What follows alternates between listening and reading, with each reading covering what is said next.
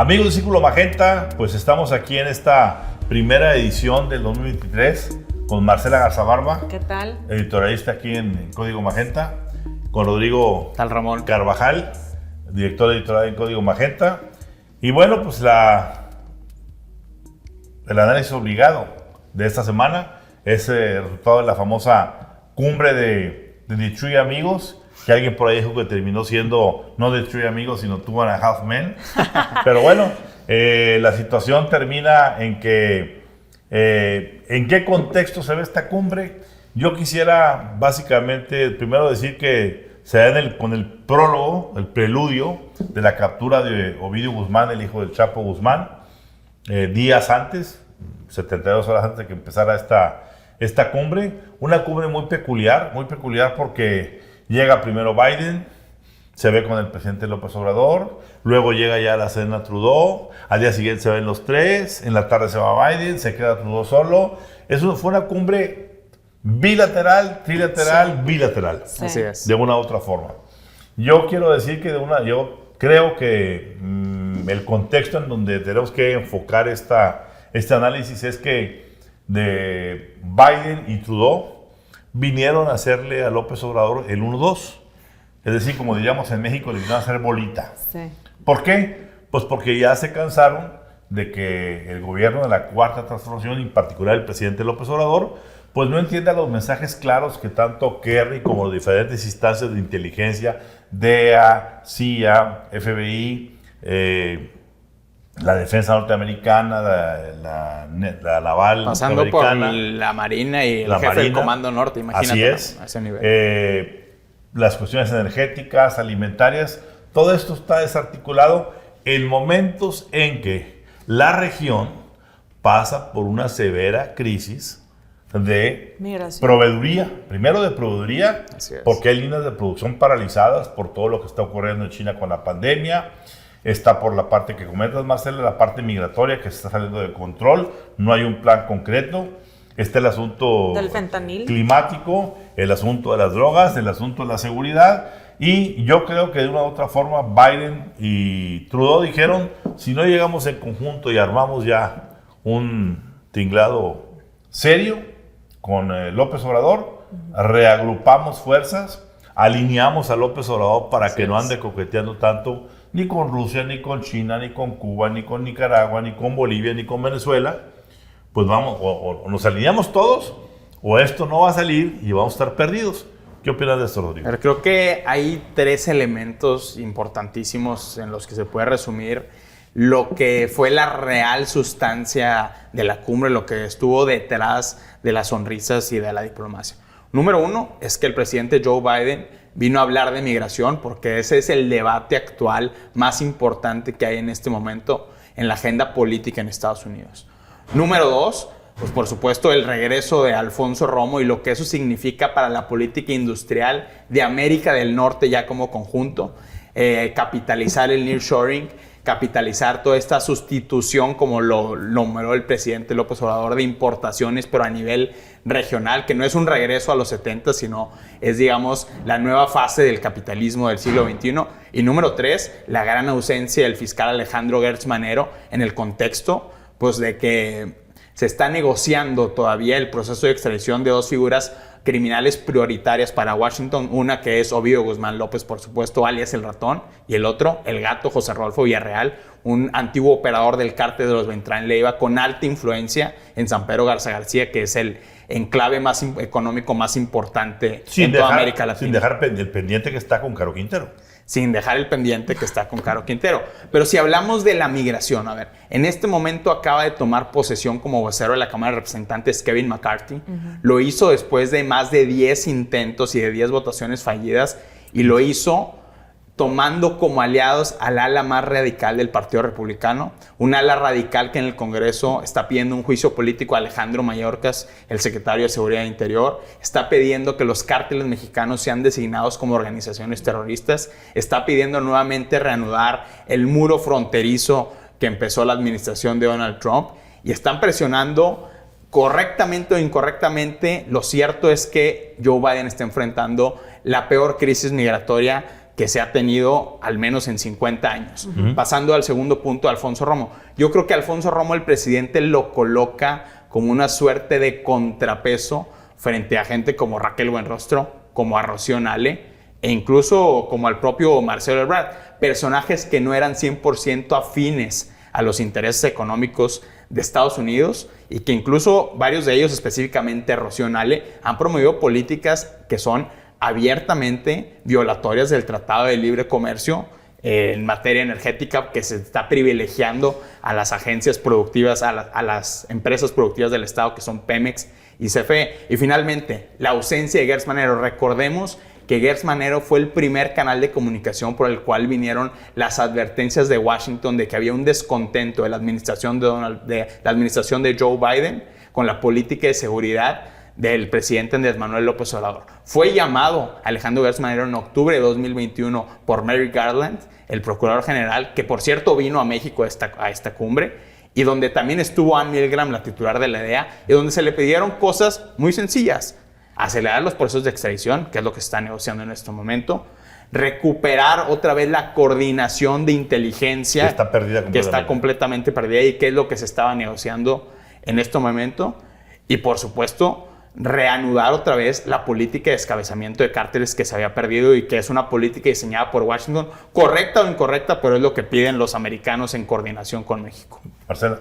Yo creo que las cumbres, como dirían, ya están overrated, ¿no? La diplomacia ahorita en estos tiempos creo que sí debe estar, pero nos dan a los ciudadanos una cara que por detrás es otra. ¿Por qué? Porque enfoquémonos en dos temas: migración y fentanilo, porque hablo del fentanilo como la droga principal de la que ahorita los cárteles, específicamente el de Sinaloa, están obteniendo ganancias millonarias, miles de millones de dólares al año en las dos: tráfico de personas por migración y fentanilo. Entonces, esas dos cosas es un juego de poder de AMLO. Yo veo esta cumbre bilateral. Dejaría a Trudeau, no porque no me caiga bien ni nada, pero lo dejaría un poco al lado, así como salen en el elevador cuando AMLO dice soy el elevadorista y se suben al elevador de Porfirio Díaz, de la época de Porfirio, y Trudeau sale así como que, se enfocan un poco más en Biden y en AMLO, y a mí se me hace la cumbre que fue entre ellos dos, como dices tú, Ramón. O sea,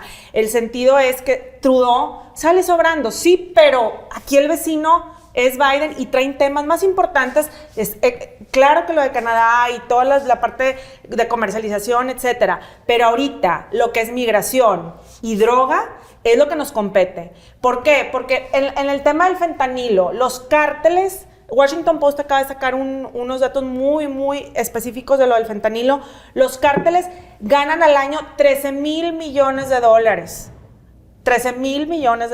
No estamos hablando de canicas, ¿verdad? Y en cuestión de tráfico de humanos por migración, también ganan millones de dólares. Entonces, ¿de qué estamos hablando ahorita en esta cumbre? Cuando menú de 3 tiempos, crema de hoja santa, ¿ahí van a resolver todo esto? A ver, o sea, yo quiero reflexionar lo siguiente. Yo siento, al evaluar el todo de la cumbre, que básicamente Biden y Trudeau vinieron a jugar al good cop, bad cop. Sí, totalmente. El policía bueno era Biden y el policía malo iba a ser Trudeau. Y estaban puestos de acuerdo. Y lo avisó desde antes. Tenían que venir a hacerlo así para poder orillar a López Obrador a volver al carril. Pero eso no es únicamente, no es gratuito. Yo creo que pronto nos enteraremos de qué fue lo que sucedió en el trayecto de 1 hora del aeropuerto Felipe Ángeles a el hotel donde se quedó Biden. En esa hora, a ver, entendamos, el vehículo de la bestia, que así le llaman la bestia. Que irónicamente es el tren, también se llama la bestia, en donde los migrantes mueren. Muy interesante punto. Pero esta bestia, pues es básicamente un war room ambulante, un cuarto situacional ambulante del presidente norteamericano. No se permite que nadie viaje arriba, porque si algo está sucediendo en alguna parte del mundo que merezca una decisión ejecutiva fuerte, contundente del presidente de Estados Unidos, él tiene que estar ahí únicamente con la gente que tiene que estar, con su jefe del comando, con un secretario de Estado, etc. La bestia no es un Uber de nadie. ¿Por qué se subió ahí? Está ¿O blindado. por qué se le permitió Sí, sí, sí. subir? Porque es la urgencia al que tiene señor? Washington. No, porque la urgencia era de que tenían que hablar a Así es. solas Biden y López Obrador de algún Así tema. De algún tema que permitiera empezar a colocar a López Obrador en el sentido de alinearse. Cuando en la noche llega a la cena ya Trudeau, ya están de Trudeau y Alineado. amigos. Sí, claro. Y en la noche se verían Trudeau y Biden para ver exactamente dónde vio cada quien a López Obrador, para que al día siguiente que se dio ya la trilateral, ya Biden y Trudeau estuvieran bien alineados hacia poner en su centro a López Obrador. Pues, Por ahí se ha manejado sí, claro. de que hay asuntos de seguridad, en donde tú bien mencionabas ahorita, que participaron una cantidad impresionante, el fiscal norteamericano, la gente de Marina de Estados Unidos, las gentes de la DEA, del FBI, Sí, sí, sí. asesores del la Consejo CIA. Nacional de Seguridad de la Casa Blanca. Exactamente, pero en esas reuniones no estuvo dos gentes claves, ni el fiscal, como lo mencionaste, Rodrigo, ni tampoco el secretario de la Defensa mexicano, si el de la Marina, no el de la Defensa. ¿Qué se trató en esas reuniones? ¿Cuál fue la temática? ¿Cuál fue el tema delicado? Ese tema delicado que se trató va a ser suficiente para que se realineen las estrellas en el contexto de los tres países. ¿Por qué?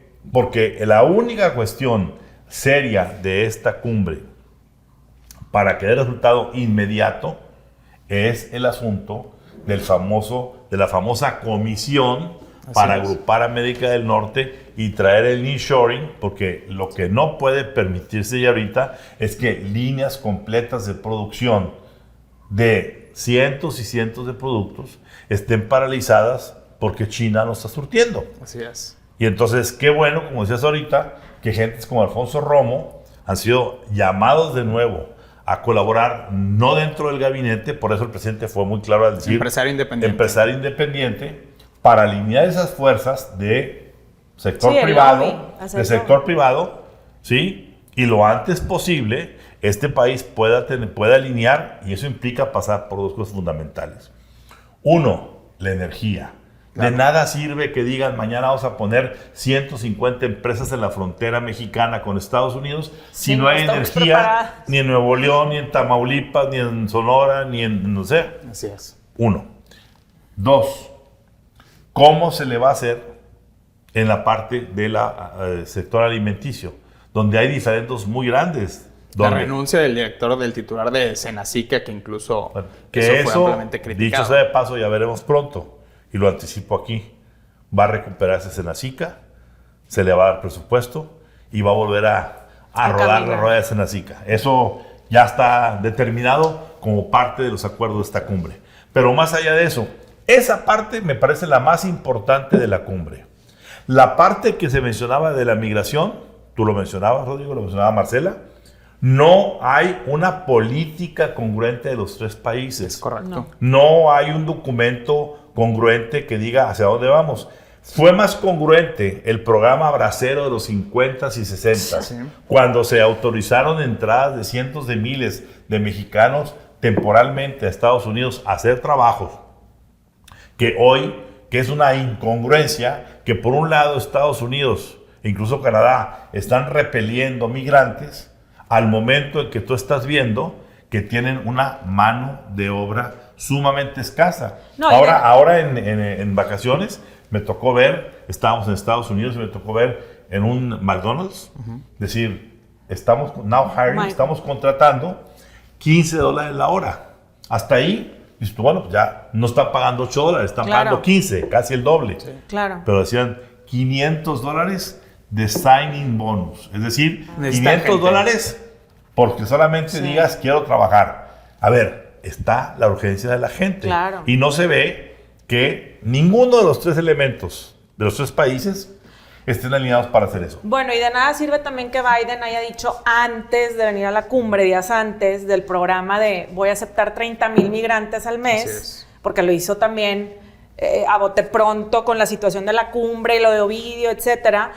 Cuando el mero día que AMLO le dice gracias por ser un presidente que no va a construir el muro, ¿qué tal? Biden se equivoca en los números, es impresionante, por ahí está el video. En vez de decir, Biden le dice a AMLO, gracias por recibir 3,000 migrantes mensuales. Entonces, la crítica en Estados Unidos en los medios fue, Biden no sabe el data de la migración en su país, porque en vez de 3,000 son 30,000. O sea, entonces se veía, o sea, fue una crítica ese día en los medios de comunicación, 8 columnas, de decir, Biden está equivocándose en los datos de migración cuando es el problema principal en su país. Eso sí está preocupante. Sí, partimos de la situación de la migración. Esta fue una cumbre de concesiones para México, porque México se convierte de facto, como ya lo era, pero se exacerba esta situación de convertirse en el muro de Estados Unidos. Sí. Y retomando un poco el tema de seguridad y la ausencia tanto de Gertz Manero como del general secretario de la Defensa en las reuniones claves, son dos personajes que fueron claves en uno de los conflictos más fuertes que tuvo el gobierno de Andrés Manuel López Obrador con el ahora gobierno demócrata, porque en octubre de 2020, cuando es detenido el exsecretario de la Defensa Nacional, Salvador Cienfuegos, se llega a un acuerdo extrajudicial entre William Barr y Alejandro Gertz Manero para repatriar a Cienfuegos a México, porque Cienfuegos tenía cargos del Distrito Este de Nueva York, un distrito vinculado al Partido Demócrata. Incluso ahora sabemos por una pieza de ProPublica y de New York Times que ese acuerdo entre Gertz Manero y el propio William Barr, que se hizo citando razones de seguridad exterior, no se hizo del conocimiento de los fiscales del Distrito Este que hicieron las acusaciones contra Cienfuegos. Acusaciones, por cierto, de que protegía al cártel H2, un cártel vinculado al recién detenido José Rodolfo Villarreal, el Gato. Entonces, arregla eso Gertz Manero y también es parte de esa negociación el general secretario actual, Luis Crescencio Sandoval, porque él asume la posición institucional de tenemos que defender a los grandes mandos del ejército independientemente de quienes sean. Y por eso esa desconfianza, ratificado ahora en la captura de Ovidio Guzmán, porque como lo dijimos aquí en Código Magenta, la realizó el GAIN, el Grupo de Análisis e Información del Narcotráfico. Ahora sabemos también, Rodrigo, que fue GAIN de la mano de la CIA. Es correcto. Juntos, GAIN y la CIA. Y ambos, sobre todo la CIA, fue y entregó a Ovidio a la Fiscalía. Así es. Apenas minutos antes de que la Fiscalía fuera a revelar que había ocurrido la detención, le corrieron a México la cortesía para que dijeran que México realizó la captura. ¿No? Exactamente. Pero ahí, aquí lo que hay que ver es una parte más interesante para poder leer entre líneas.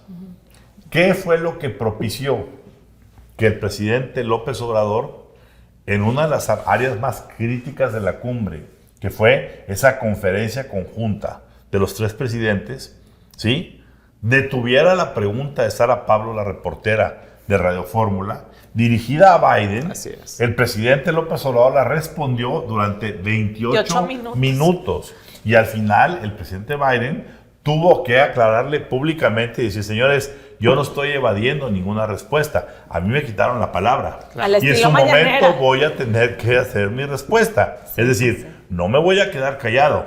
Para mí, esa parte reflejó una sensibilidad muy importante que yo creo que entre la bestia, las pláticas individuales bilaterales que se tuvieron, tanto con Biden como con Trudeau, ¿sí?, vamos a ver pronto consecuencias si el presidente López Obrador y el gobierno de la Cuarta Transformación no se alinean, porque si se dan cuenta, en la otra parte sensible, que fue la de cambio climático, México ni tocó una sola palabra. El presidente López Obrador pasó de noche, como diciendo, este tema ni lo quiero tocar, porque quizá Bartlett y Rocío Nale no lo dejan. Imagínate. O porque está muy carbón. Y ahí es donde, yo diría, ahí es donde entra la cuña llamada Alfonso Romo. Porque una parte fundamental de toda esta discusión de una política industrial conjunta de América del Norte pasa por el famoso Plan Sonora mexicano. Así es. ¿Quiénes son los artífices del Plan Sonora aquí en México? Bueno, uno de ellos, Alfonso Durazo, pero otro es Claudia Sheinbaum. Claudia Sheinbaum, que es la jefa de gobierno de la Ciudad de México, que tiene problemas políticos y operativos en este momento monumentales. Bueno, ella ya tenía un ojo puesto como un asunto político que la catapultara para la siguiente administración. Ahora, Alfonso Romo, si el presidente le da rienda suelta de negociación y de operación, pues vamos a ver un cambio de equilibrios muy fuertes en el gabinete económico de este país. Bueno, pues habrá que esperar, habrá que ver. Yo creo que van a ser más importantes los días posteriores a esta cumbre, Sí. a partir de lo que va a empezar a filtrarse hoy viernes, sábado, domingo, lunes, Hasta martes. en un mes. Vamos a tener bastante información Sí. de lo que no se vio, de la parte no hipócrita de una cumbre Sí. que, si se trata bien, si el presidente López Obrador entiende la dimensión de esta realización de fuerzas económicas y políticas y de seguridad, puede ser benéfica para México. Si el presidente López Obrador, como ha hecho hasta ahora, a todo dice que sí, pero nunca dice cuándo, yo creo que vamos a tener situaciones de mucho forcejeo, de mucha violencia y de una difícil consecuencia política para el actual gobierno. Sí, de acuerdo. Y bueno, pues decíamos que el prólogo de la cumbre de América del Norte fue esta detención de Ovidio Guzmán López, alias El Ratón, aquel que pues, fue capturado en su momento en octubre de 2019 Así es. y que en un acto vergonzoso, pues fue vergonzoso porque primero se echaron la atribución del secretario de la Defensa, luego el presidente dijo, no, yo ordené, y bueno, se hizo un galimatías de seguridad importante donde lo único que hay evidencia es quién manda en este país, y son los cárteles, porque finalmente el pretexto oficial fue, no lo capturamos porque queríamos evitar que corriera sangre en 2019. Lo digo, porque hoy sí se le capturó. Bueno, hoy sí se le capturó porque ahora fue una exigencia mucho más dura del nuevo gobierno demócrata de Joe Biden. Y como ya lo comentamos, la captura se realizó con base en inteligencia americana, particularmente de la CIA, como lo reportan diversos medios. La realizó un grupo de élite del ejército, pero que está financiado por Estados Unidos. El presidente admitió en la propia mañanera que no tenía conocimiento de la operación. Y el fiscal Alejandro Gertz Manero está desaparecido y no ha hecho un solo pronunciamiento al respecto. Lo que sí sabemos es que no existía una orden de aprehensión en México en contra de Ovidio Guzmán López. Ojo, oficialmente el fiscal, tanto en los momentos posteriores a lo de Ovidio como ahorita en la cumbre, lo enfermaron. Así es. El asunto oficial es que algo tuvo que atenderse y que por eso no pudo participar. No, bueno. Adelante. Pues imagínate, Ramón. Y la pregunta es, ¿por qué se detiene Ovidio más allá de los deseos, digamos, de la administración de Joe Biden? Porque Ovidio Guzmán López, si bien se convirtió en un símbolo del cártel de Sinaloa y específicamente de la facción conocida como los Chapitos o los Menores, como los llama el general secretario Luis Crescencio Sandoval, realmente no era una figura fundamental en el tráfico de drogas ni en la generación de violencia. Quien es la figura fundamental de los Chapitos es Iván Archibaldo Guzmán. Porque de hecho incluso se habla, perdóname que te interrumpa, pero se habla de que Ovidio últimamente había estado enfermo, que traía problemas serios intestinales, Así es. que obligaron a intervenciones, que estaba postrado en cama, que Iván estaba tomando, como tú dices, había asumido todo el control de los hijos del Chapo, ¿no? Y lo mismo de la otra contraparte de la estructura del cártel de Sinaloa, que es una estructura, como sugieren analistas, muy horizontal, muy de un manejo de una franquicia, que es la facción de El Mayo Zambada. Ismael El Mayo Zambada. Claro. Es decir, quedan intactas las estructuras realmente poderosas del cártel de Sinaloa, lo que sugiere que la detención de Ovidio Guzmán pues es un asunto simbólico de decir, ¿saben qué? Ya cambió la política de seguridad en México, cambió a petición de Washington, porque estamos restableciendo la política de no abrazos y sí balazos, la política de descabezamiento de cárteles conocida y diseñada en Washington como The Kingpin Strategy, que fue implementada en México desde el sexenio de Felipe Calderón. Marcela. Yo me voy a bajar un poquito de la conversación, o sea, en el sentido de, estamos conversando de una captura, tal, está bien, pero mientras la cultura de los niños y adolescentes en México siga siendo a idolatrar a los narcotraficantes, porque esa misma semana, el hijo de un futbolista hizo una fiesta del Chapo. Sí, el Cata Dominguez. Ajá. Sí, claro. Entonces, y todos orgullosamente portando sí, uniformes de narcotraficantes. Y luego sale él pidiendo disculpas, digo, no estoy muy aficionada al fútbol, de este hombre futbolista, y Cruz dice, del Cruz Azul, bueno, yo soy rayada, pero bueno, del Cruz Azul, y sale dice, dando disculpas, una disculpa al pueblo de México. Se ve más forzado que nada, mejor no digas disculpas, porque en el fondo, tu familia y el hijo que estás educando idolatran al Chapo Guzmán. Y no nada más es él, es la mayor parte de la población en México. Y tenemos la culpa por estar creando también series que estamos idolatrando, y que AMLO salga también a decir que las series, narcoseries, pues si los hace Pigmen Ibarra. Entonces, a ver, vamos a regresarnos un poco de las capturas, porque sí, ese es un problema, pero el problema va más allá, y es en la educación de los niños y de los adolescentes. Tienes mucha razón, y le voy a agregar un punto. Es lamentable que en círculos económicamente pudientes, Sí. que es el caso del futbolista, porque es una gente pudiente, Claro. tiene recursos, pudo uniformar a todos los invitados como chapitos Chapitos. y darles armas y gochas y lo que tú quieras. ¿Cómo, por qué? Sí, esa es la parte, digámoslo así, divertida, torcida, pero divertida. Pero hay una parte más Perversa. profunda, no perversa, profunda. Profunda. ¿Y esa cuál es? Tiene que ver con las oportunidades que la mayoría de los mexicanos jóvenes tienen o no tienen, porque si estás educado o no estás educado, las oportunidades para tener un buen sueldo, un buen ingreso y tener tus Así aspiraciones cumplidas no son fáciles de darse, a menos que te metas a acciones ilegales. Claro. Y la más recurrente de todas es comenzar por ser un servidor, un soplón, un operador, para, como se ha exhibido en cantidad de películas, de Gerardo Estrada, por ejemplo, hizo una muy buena, donde hablas de que la única forma de que el niño pudiera salir de esa miseria donde estaba era convertirse en sicario. Y más con la estrategia, y más con la nula estrategia de López Obrador en educación, porque pues vamos de mal en peor. Entonces, 30,000 pesos mensuales, como dices tú, Ramón, ahí los van a ganar. No los van a ganar estudiando, lamentablemente, universidad y maestría, lo que sea. Eso no.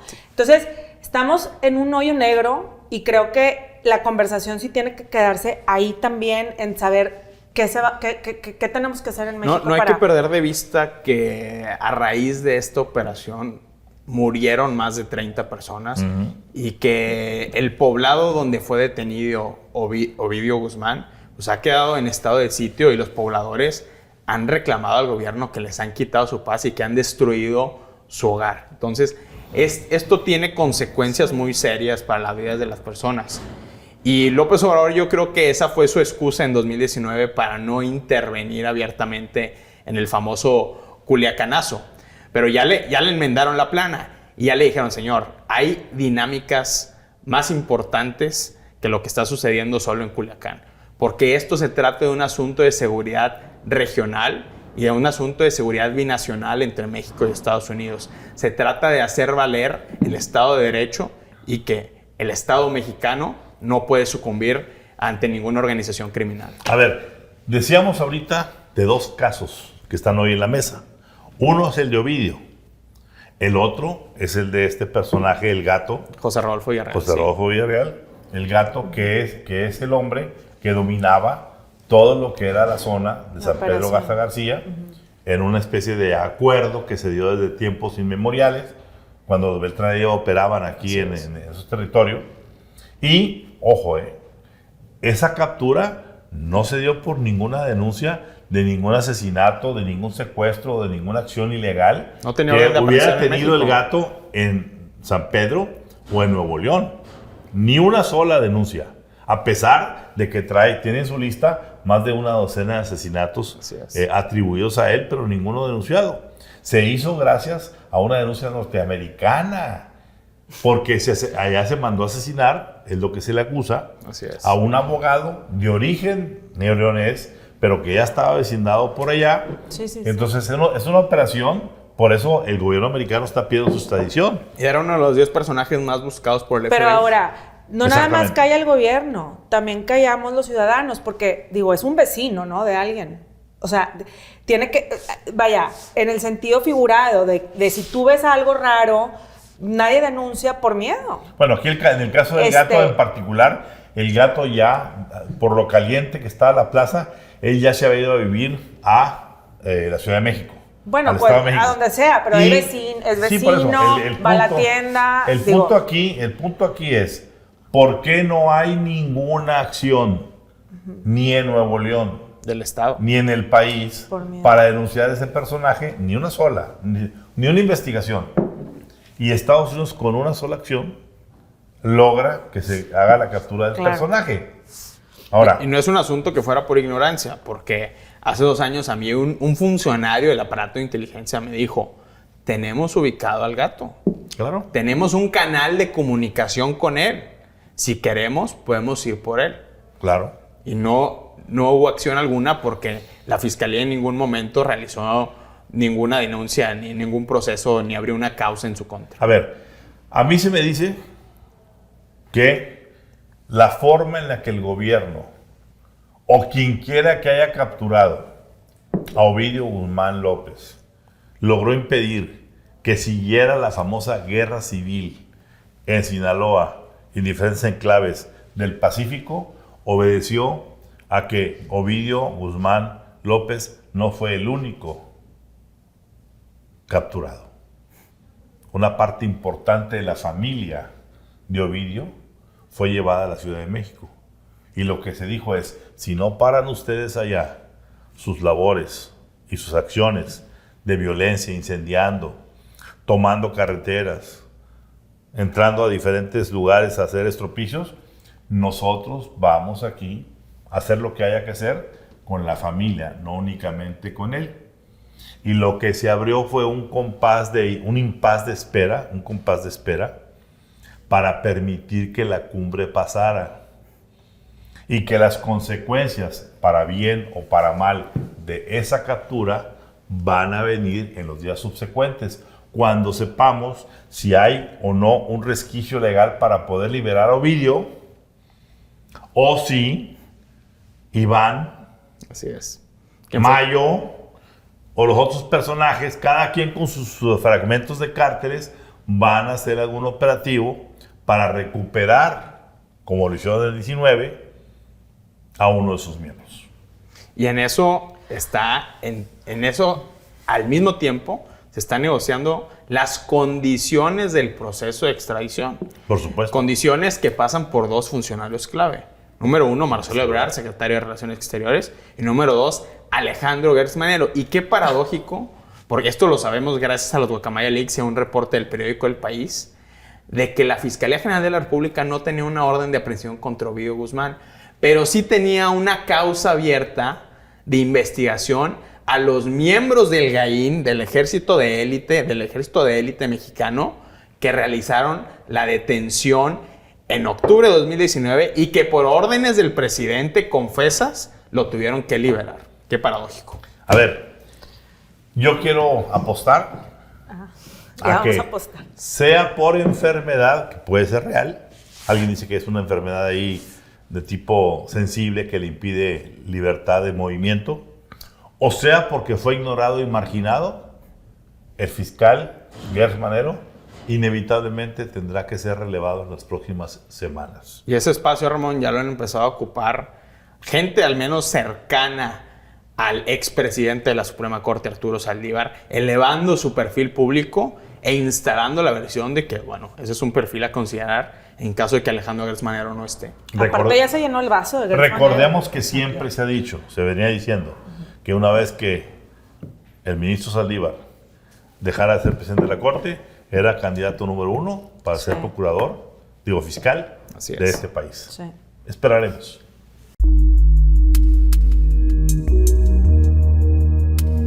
Y bueno, dentro también de este marco de la cumbre, de la inseguridad, de todo lo que ha estado pasando, pues el nombre de Claudia Sheinbaum, digámoslo así, la llamada corcholata favorita para el 2024 para Morena de parte del presidente Andrés Manuel López Obrador, pues no dejó de ser noticia. Primero, porque raramente siempre cuando un dignatario de ese nivel, del nivel de Biden o de Trudeau, llegan a la Ciudad de México, se le entregan las llaves de la ciudad. Claro. Aquí no hubo entrega de llaves. Claudia estuvo completamente ausente de las actividades oficiales públicas de fotografía y video de los presidentes. No hubo nada, no hubo promoción.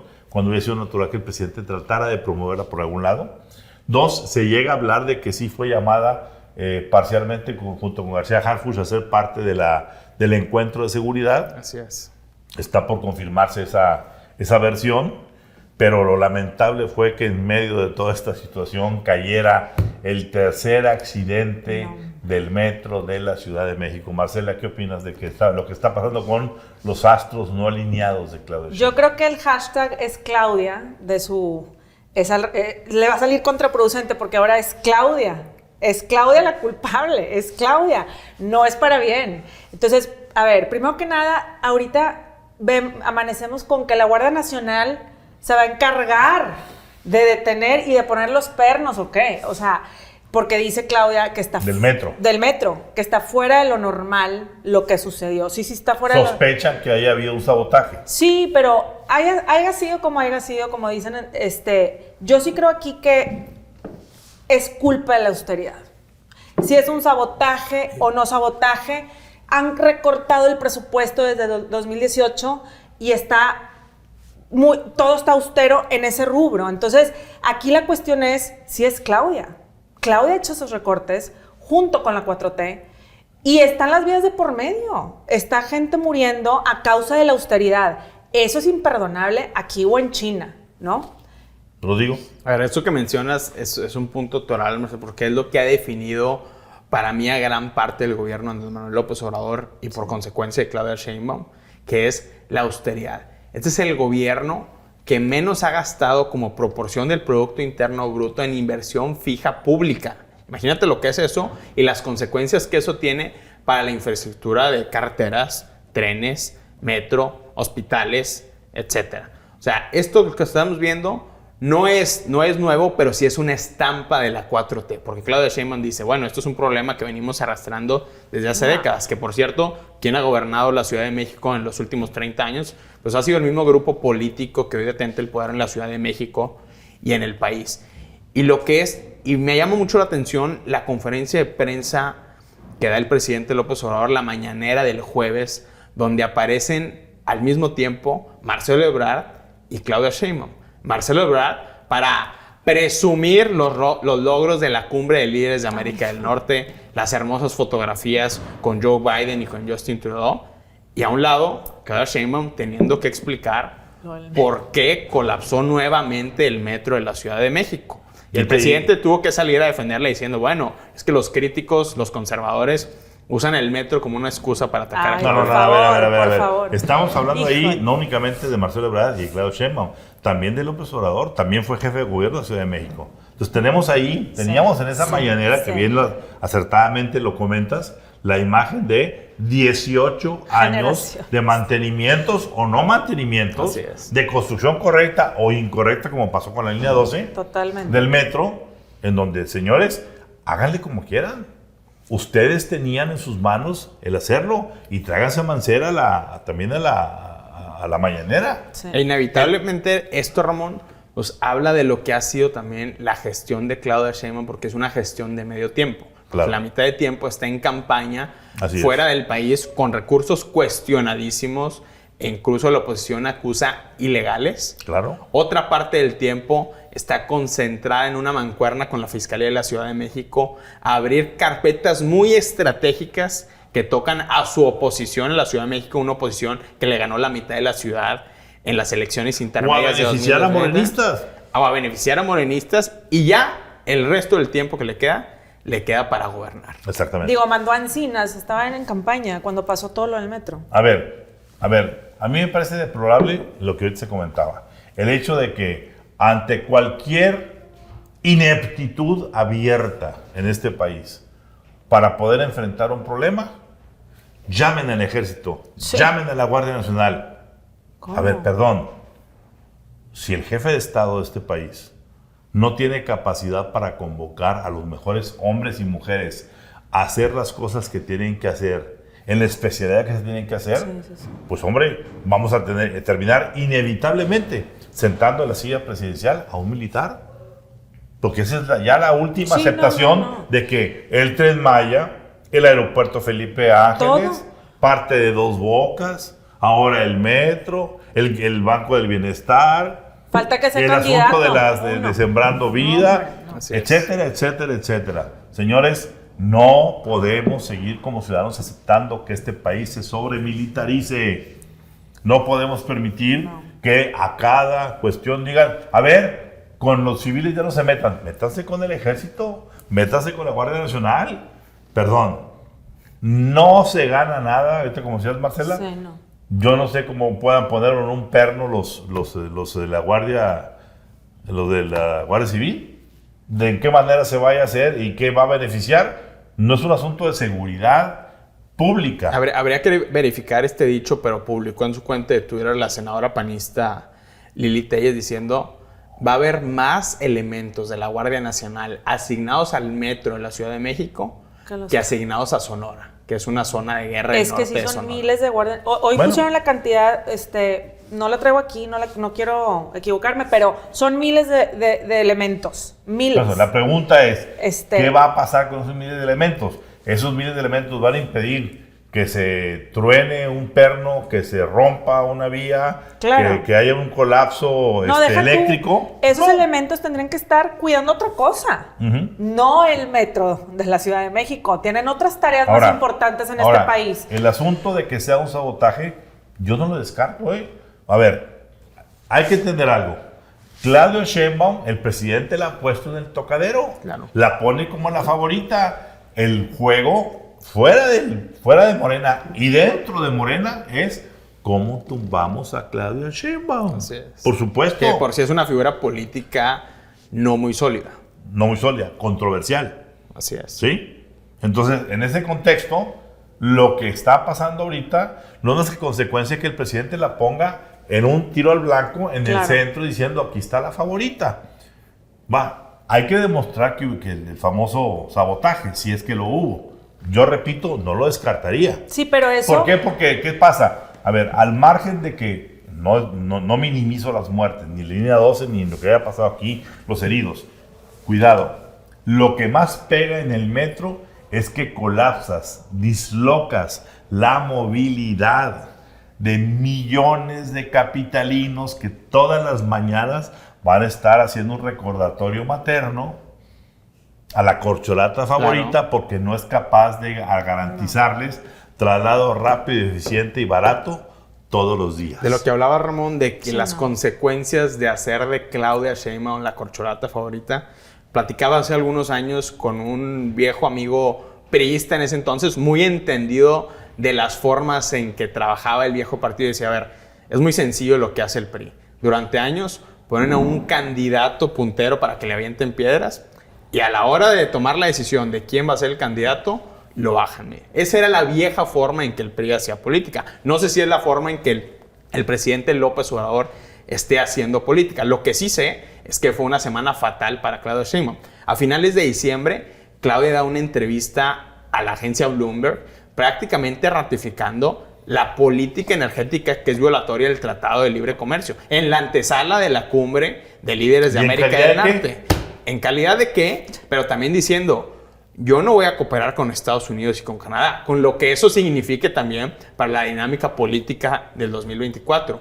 Vienen los acuerdos después posteriores de la cumbre de líderes de América del Norte, donde se pone lo que ya mencionaba yo, la cuña de Alfonso Romo, específicamente para la relocalización de cadenas de suministro y del Plan Sonora, donde Claudia Sheinbaum tenía un pie metido. Es un pie que ya no lo va a tener igual, ya sea por su crisis interna y porque ya hay un nuevo elemento de poder ahí. Y viene, pues, finalmente, el caso del metro. O sea, una triada de, digamos, animadversiones en contra de Claudia Sheinbaum, que eso vuelve a ser patente la debilidad de su candidatura.